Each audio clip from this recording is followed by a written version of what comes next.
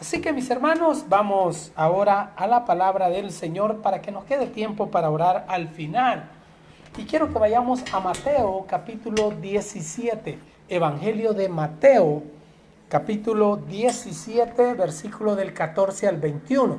El Evangelio de Mateo es dirigido a los judíos, hermano, porque todo el contexto del Evangelio, generalmente el apóstol Mateo se interesa mucho en tratar de demostrar que Jesús era ese Mesías que ellos estaban esperando, que Jesús era ese Salvador que venía a salvar a todo su pueblo del pecado.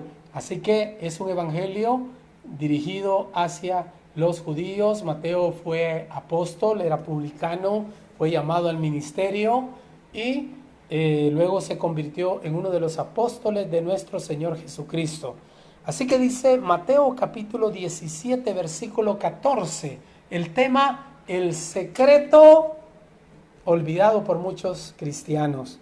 El secreto olvidado por muchos cristianos. Mateo 17 dice, cuando llegaron al gentío, vino a él un hombre, que ¿qué hizo este hombre? Se arrodilló delante de él.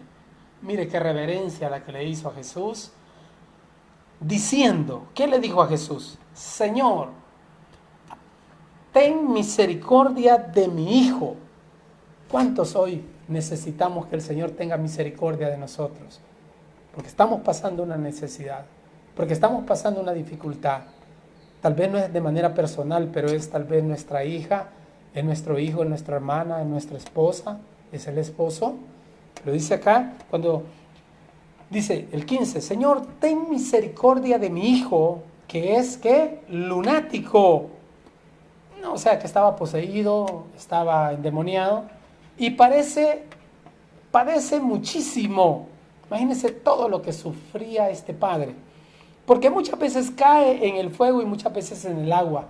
Y mire qué tremendo. Y ojo los pastores. Y lo he traído a tus discípulos y no le han podido, ¿qué? Sanar. Respondiendo Jesús dijo, oh generación incrédula y perversa, ¿hasta cuándo he de estar con vosotros? ¿Hasta cuándo os he de soportar? Traédmelo acá.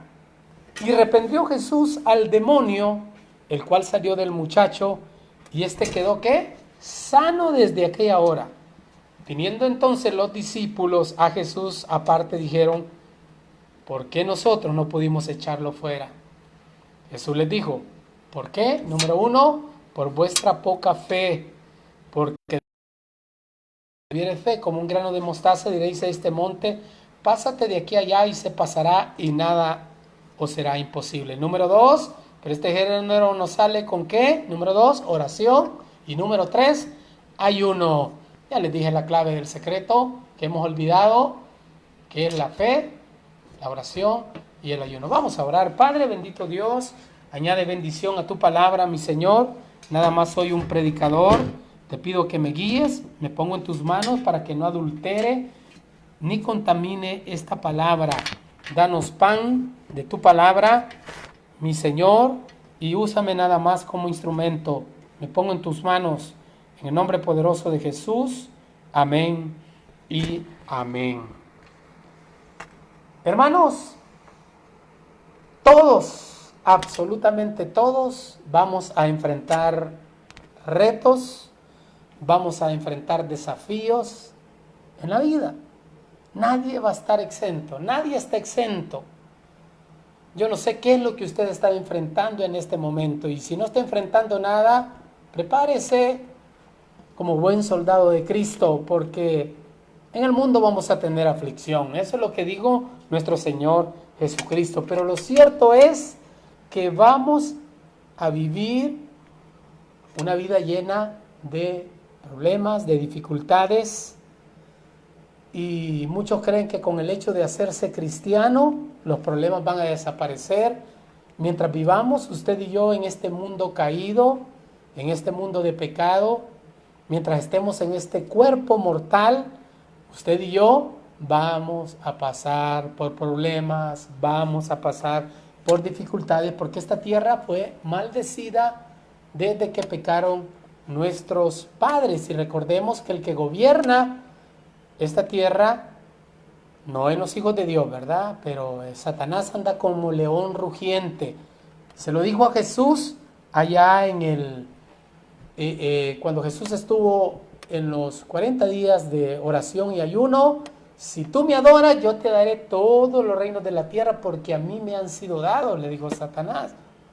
Pero el punto es que sea lo que enfrente, sea lo que sea que usted esté enfrentando, hermanos, muchos de nosotros, hermanos, vamos a tener decepciones, vamos a tener, como le dijera, dificultades en nuestra vida, y muchas cosas de estas no se pueden solucionar fácilmente. Van a haber momentos que usted y yo vamos a enfrentar esa impotencia de no poder resolver un problema, quizá familiar, quizá matrimonial, ese ser querido, esa esposa o ese esposo que ha perdido el amor, que quizás ese esposo que anda en malos pasos, ese hijo, esa hija rebelde, esas situaciones que se dan en el hogar que no lo podemos solucionar por más que hablemos, por más que le digamos, por más que le señalemos, por más que le pidamos que trate la manera de solucionar esa situación. Hermanos, muchas veces nosotros no lo podemos hacer con palabras, ni con todo el dinero del mundo, ni con todas las influencias que tengamos. El punto es que hay problemas, hay dificultades, hay situaciones que no se pueden resolver, y esa impotencia, ese sabor a lo que estamos atravesando viene a nuestra vida y muchas veces nos pone mal. Muchas veces al ver que no hay respuesta, mis amados hermanos, usted y yo, pues nos sentimos impotentes y algunos entran en depresión, algunos entran en ansiedad. Y hermanos, y usted va a escuchar palabras como ya no te amo, ya no te quiero, palabras como usted está desahuciado, ya no hay nada que hacer, ya no hay salida, este problema legal no tiene solución, y usted va a oír todo ese tipo de palabras que muchas veces vienen a nuestra vida. Pero el punto es, hermanos, que los que conocemos a Dios, los que hemos puesto nuestra vida en manos del Señor y hemos declarado que Él es nuestro Dios, que Él es nuestro Salvador, tenemos esperanza. Por eso usted aférrese a Dios. Por eso usted tómese de las manos del Señor. Y ahí nada le va a pasar. Ahí el Señor le va a ayudar a salir de esa tormenta. Ahí el Señor le va a dar fortaleza por si las cosas no cambian, para que usted pueda sobrepasar o pueda salir adelante ante esa situación, ante ese problema. Pero los que no conocen a Dios, los que no tienen a Jesús en su corazón, al ver que no pueden solucionar sus problemas, sus dificultades, que no pueden cambiar esa sentencia, ese diagnóstico, ese problema legal, ese problema familiar, y lo que viene es difícil para su hogar, hermanos, muchas veces ellos toman decisiones, o muchas veces incluyendo cristianos, tomamos decisiones que no están de acorde a la palabra del Señor.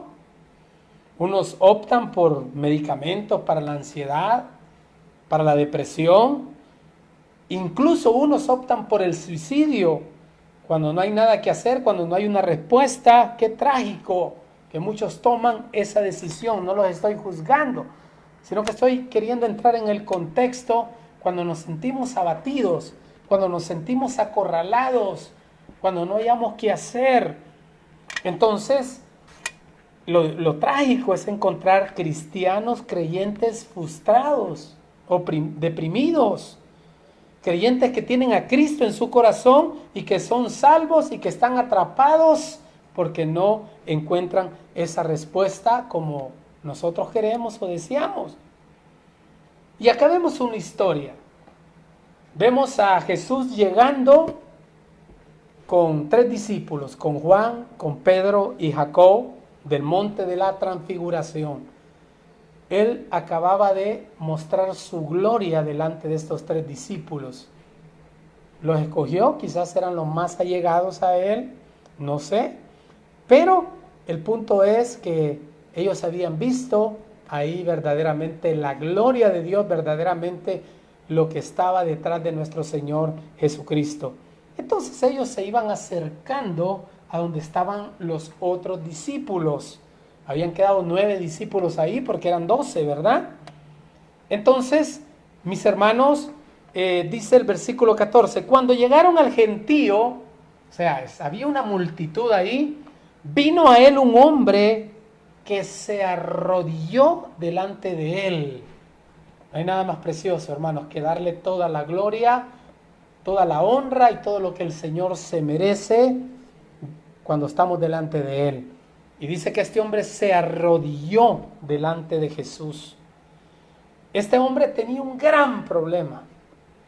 Quizás el problema no lo tenía él de manera personal, como muchos de los que me están oyendo hoy en esta mañana. El problema era en su hijo. Su hijo estaba endemoniado, tenía un espíritu malo, tenía una posesión diabólica, tenía un problema serio. Y este hombre llega delante de Jesús. ¿Y cuál es su primer palabra después de arrodillarse? Versículo 15, ten misericordia de mí. Apele a la misericordia de Dios. A cada momento, a cada instante, cuando se levante. Señor, decía David, extiende tu misericordia sobre mí. Apele a esa misericordia. El que tiene la última palabra es Jesús. Hoy Jesús le puede dar su milagro. Hoy Jesús le puede dar su respuesta. Y este hombre viene y apela a la misericordia y le dice, Señor, ten misericordia de mi hijo, que es lunático y padece muchísimo porque muchas veces cae al fuego y muchas veces en el agua. Quiero que vaya Marcos, capítulo 9, versículo 17, describe un poco más el problema que tenía el hijo de este hombre y era una razón para estar agobiado, para estar abatido, así como muchas madres que salen a sus hijos, con sus hijos a los hospitales o que están enfrentando un problema de ellos, de drogas, de alcohol, de rebeldía, de sexo ilícito, de homosexualismo, de tantas cosas, hermano, que somos impotentes muchas veces como padres a solucionar esos problemas. Y dice Marcos 9:17, y respondiendo uno a la multitud dijo, maestro, traje a ti mi hijo que tiene un espíritu mudo, del cual donde quiera que le toma, le sacude y echa espumarajos y cruje los dientes y se va secando, se iba muriendo. Y dije a tus discípulos que lo echasen fuera y no pudieron. También esta historia está en Lucas. Y Lucas dice, y sucede que el espíritu le toma y de repente da voces y le sacude con violencia y le hace echar espuma y estropeándole a duras penas se aparta de él. O sea que este hombre tenía un problema serio. Hermano, usted y yo debemos de tomar en serio todas esas situaciones, todos esos problemas que no tienen nada que ver con lo natural, sino con lo espiritual. Yo le he enseñado como pastor que casi todo problema siempre tiene un componente espiritual.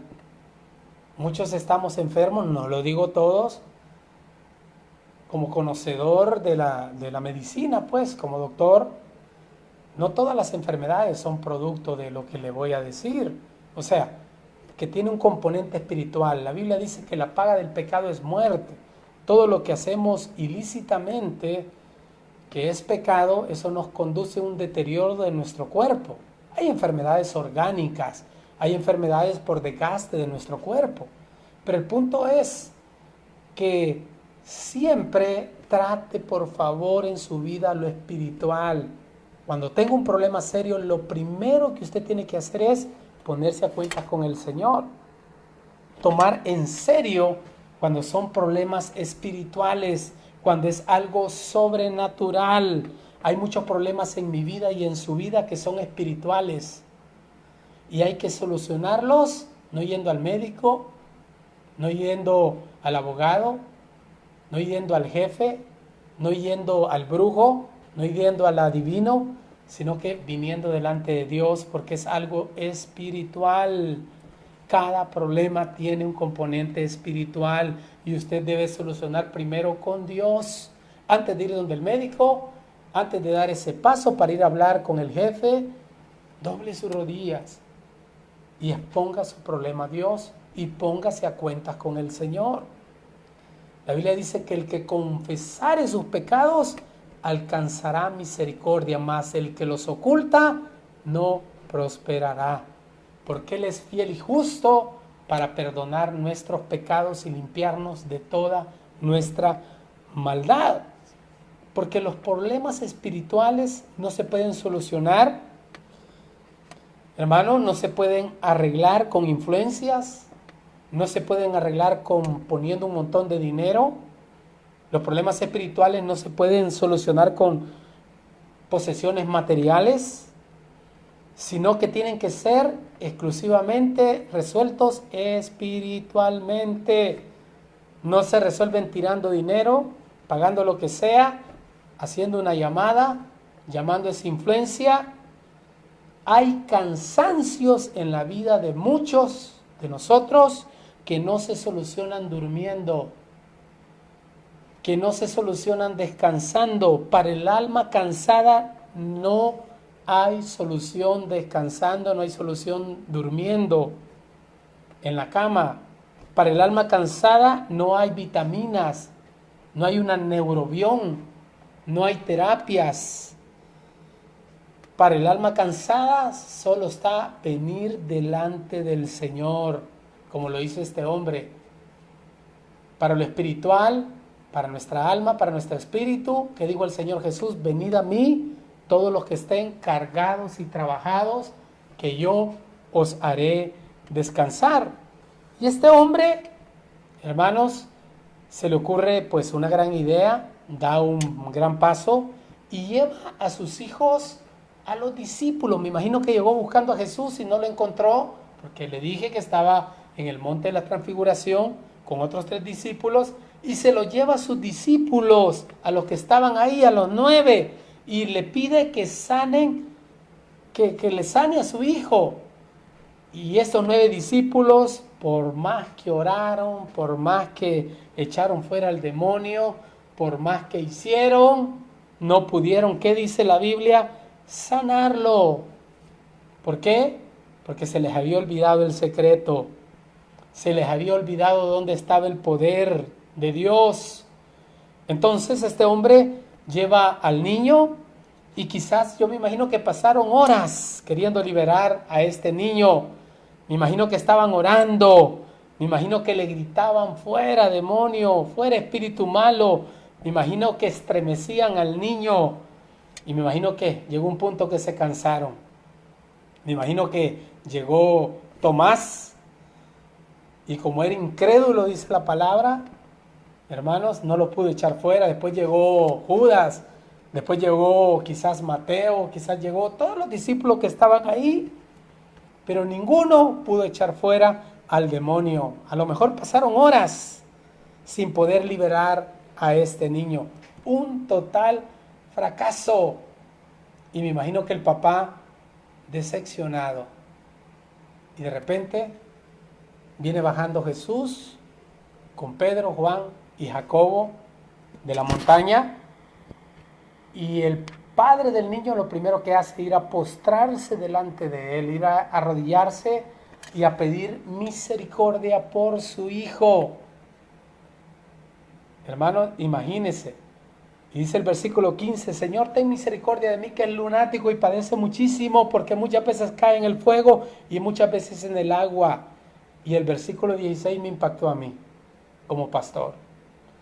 Yo lo he traído a tus discípulos y no le han podido sanar. Qué tremenda responsabilidad que tenemos los siervos de Dios. A los pastores que me están escuchando, ¿Cómo está su espiritualidad? ¿Cómo está su comunión con Dios?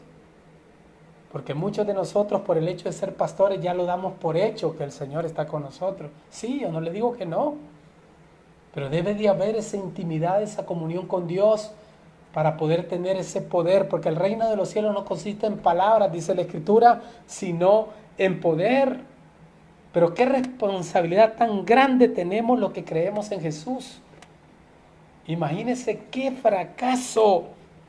Yo me recuerdo cuando estaba en un pueblo sirviendo como pastor, una hermana que era la líder del ministerio de evangelismo me dice: pastor, era novato en ese tiempo, y sigo siendo novato. Me dice: pastor, necesito que vaya a orar a mi casa, porque mi sobrino está endemoniado. Hermano, sentí que me subió por todo el cuerpo un como escalofrío. Yo le digo: hermana, mire, no estoy listo, me voy a preparar para poder ir. Después dije yo: qué tremenda responsabilidad la que nosotros tenemos. Y lo mismo pasó acá con los discípulos. No pudieron echar fuera ese demonio, no pudieron solucionar el problema que tenía este hombre. Él había puesto su confianza en el Señor y vino a los que estaban cerca del Señor, a los que el Señor había instruido, y muchas veces nosotros como pastores decepcionamos al Señor con este tipo de cosas, porque imagínense lo que el Señor les dice: oh generación incrédula y perversa, ¿hasta cuándo he de estar con vosotros? ¿Hasta cuándo os he de soportar? Traédmelo acá. Por eso, pastores y pastoras, bueno, en nuestra organización no existe ese término, pero debemos de estar en comunión con Dios. ¿Cuánta gente pone su confianza no en nosotros, sino en la guía que nosotros hacemos para cuando oramos delante del Señor? Es una tremenda responsabilidad, pero eso se los dejo ahí. Hermanos, entonces este hombre apela a la misericordia de Dios, y miren la respuesta de Jesús. Bueno, dijo: generación incrédula y perversa, ¿hasta cuándo he de estar con vosotros? ¿Hasta cuándo he de soportar? Traédmelo acá, refiriéndose a sus discípulos. Hermanos, los discípulos ya tenían más de 3 años de estar con Jesús, habían visto su poder, habían visto cómo Jesús sanaba, cómo echaba fuera demonios, cómo Jesús le había dado autoridad a ellos, cómo Jesús sanaba leprosos, cómo sanaba a los ciegos, a los sordos, incluso resucitaba a los muertos, como Tabita. Entonces, hermanos, dice el versículo 18: y reprendió Jesús ¿a quién? Al demonio, el cual salió del muchacho, y este quedó sano desde aquella hora. Solo dijo una palabra Jesús, y el demonio salió de este muchacho. Pero los discípulos estaban admirados, dice la Escritura, y dice el 19: viniendo entonces los discípulos a Jesús aparte, me imagino que avergonzados, le dijeron: ¿por qué nosotros no pudimos echarlo fuera? Hermanos, muchas veces han venido ese tipo de insatisfacciones a mi vida como ministro del Evangelio. Señor, ¿por qué no he podido hacer esto? Señor, ¿por qué por más que oramos, intercedemos, no pudimos lograr esto y lo otro? Hermano, y muchas veces uno siente ese vacío, de esa falta de comunión con el Señor. Por eso es importante, y esa es la exhortación para nosotros los pastores. Porque imagínense que, me imagino que le dijeron: Señor, ¿por qué no pudimos echarlo? Porque pasamos como 4 horas en lo que tú estuviste en el monte orando y terminamos hasta afónicos, estamos ya cansados, sudados, terminamos completamente agotados, no pudimos echarlo. Y dice el 20: y Jesús les dijo: por vuestra poca fe. ¿Cuál es la fe que usted y yo necesitamos para que nuestras oraciones sean respondidas, para que nuestro milagro venga a nuestra vida? Así. ¿Ha ido al supermercado? ¿Ha visto cómo es un grano de mostaza? Es chiquitito, hermano. Tan solo eso, dice el Señor Jesús, y les dijo en el 20: por vuestra poca fe. Porque de cierto os digo que si tuvieres, o sea que no la tenían, fe, como un grano de mostaza, diréis a este monte, pásate de aquí allá y se pasará, y nada os será imposible. Hay un requisito para poder venir delante del Señor cuando usted viene en oración, cuando usted viene buscando un milagro, y esa es la fe. En la carta del apóstol Pablo a los Hebreos dice que sin fe es imposible agradar a Dios. Entonces, pero este género no sale sino con oración y ayuno. Hay dos armas espirituales acá que nuestro Señor Jesús nos está recordando que usted y yo tenemos mucho tiempo en no usarlas. Usted ha estado orando, quizás todos los días hemos estado en sintonía, orando y todo, pero ¿cuántos han dejado de ayunar? Hermanos, comenzamos nosotros en el mes de marzo, comenzando el mes, 21 días de oración. Y muchos lo hemos continuado, lo hemos hecho y hemos visto el poder que hay en el ayuno. ¿Por qué? Porque nos sensibiliza delante de Dios. El apóstol Pablo en 2 Corintios capítulo 10 versículo 4 dice: porque las armas de nuestra milicia no son carnales, sino poderosas en Dios para derribar cualquier fortaleza. Utilice esas armas espirituales que el Señor ha puesto a disposición suya y mía. ¿Por qué? Porque se va a enfrentar a cualquier problema, a cualquier dificultad. Quiero que vaya conmigo a Efesios capítulo 6, carta del apóstol Pablo a los Efesios capítulo 6, y esta es una carta que estuvimos estudiando hace poco como iglesia, y dice acá, versículo 10, carta del apóstol Pablo a los Efesios, capítulo 6, versículo 6, por lo demás, hermanos míos, fortaleceos en el Señor y en el poder de su fuerza. ¿Cuándo, pastor? Todos los días, no solo cuando vengan los problemas. Dice el 11, vestíos de toda la armadura de Dios para que podáis estar firmes. ¿Qué es estar firmes? Quietos, preparados, listos. Para estar firmes contra las acechanzas del diablo, porque usted y yo no tenemos lucha contra sangre y carne, o sea que no es con su esposa, con su esposo, con su hijo, con su jefe, sino que contra quién, contra principados, contra potestades, contra los gobernadores de las tinieblas de este siglo, contra huestes espirituales de maldad en las regiones celestes. ¿Y qué es lo que usted debe de hacer usted y yo para estar firmes? Tomar esta armadura de Dios, que en el 13 le empieza a describir. Por tanto, tomad toda la armadura de Dios para que podáis resistir. ¿Cuándo? En el día malo, cuando vienen los problemas. Y habiendo acabado todo, estar como firmes, no estar en el suelo, no estar completamente destruidos, sino que estar firmes. Estar firmes, pues, dice el 14, ceñidos vuestros lomos con la verdad y vestidos con la coraza de justicia, calzados los pies con el apresto del evangelio de paz. Sobre todo, tomad el escudo de la fe, con que podáis apagar todos los dardos del fuego del maligno, y tomad el yelmo de la salvación y la espada del Espíritu, que es la palabra de Dios. Pero dice el 18, orando, ¿cuándo? Solo la mañana, a la hora de comer, no. Orando en todo tiempo, ¿con qué? Con oración y súplica en el Espíritu, y velando en ello con toda perseverancia y súplica por todos quienes, los santos. Entonces, ¿cuál es el secreto olvidado? Hemos dejado a un lado esas armas espirituales que el Señor ha puesto a nuestra disposición. Hermano y hermana que me está escuchando, ¿cuál es la exhortación hoy en esta mañana? Venga delante de Dios, apele a su misericordia, pero sobre todo venga con fe, venga ya, hermanos, orado, que haya pasado tiempo en intimidad con el Señor, buscando al Señor con ayuno, porque eso va a fortalecer nuestra vida espiritual. Y recordándole que todo problema que viene en nuestra vida siempre hay un componente espiritual. Lo primero que usted debe de hacer, ejemplo, he tenido un gran problema con mi mamá o con mi papá. Cuando la Biblia dice, honra a tu padre y a tu madre, que es el primer, vamos a pedir perdón, vamos a ponernos a cuentas.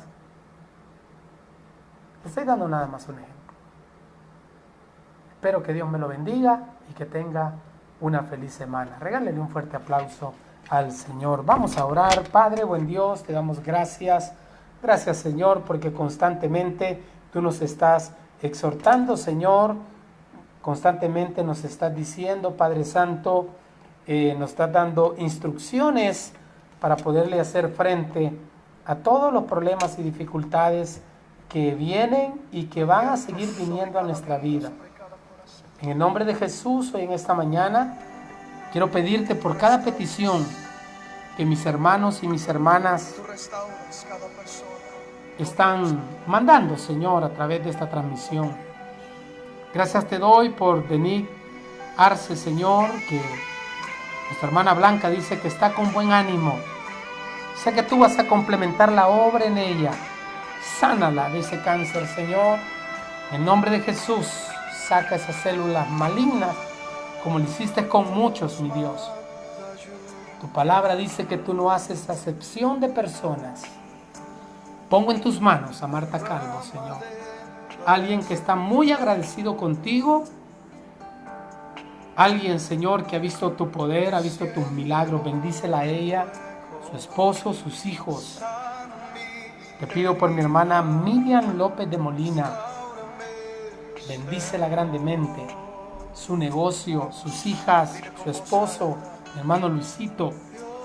Bendice al pastor Mario Romero, que ha sido un canal de bendición para muchos hermanos, con su oración, con su intervención, siendo usado por el Señor. Nuestra hermana Marta Clímaco, hasta allá a los Estados Unidos, gracias te da y da testimonio que está negativo ya sus exámenes y que venció este virus a través de la oración.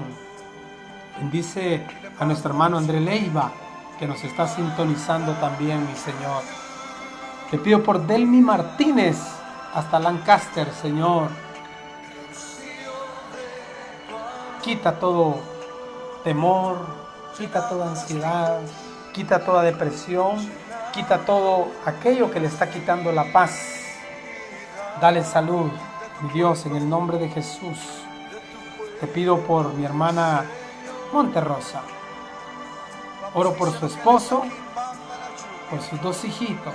Estamos esperando ese gran milagro que sabemos que tú vas a hacer en su vida y en su familia. Guarda su trabajo, protege a sus hijos.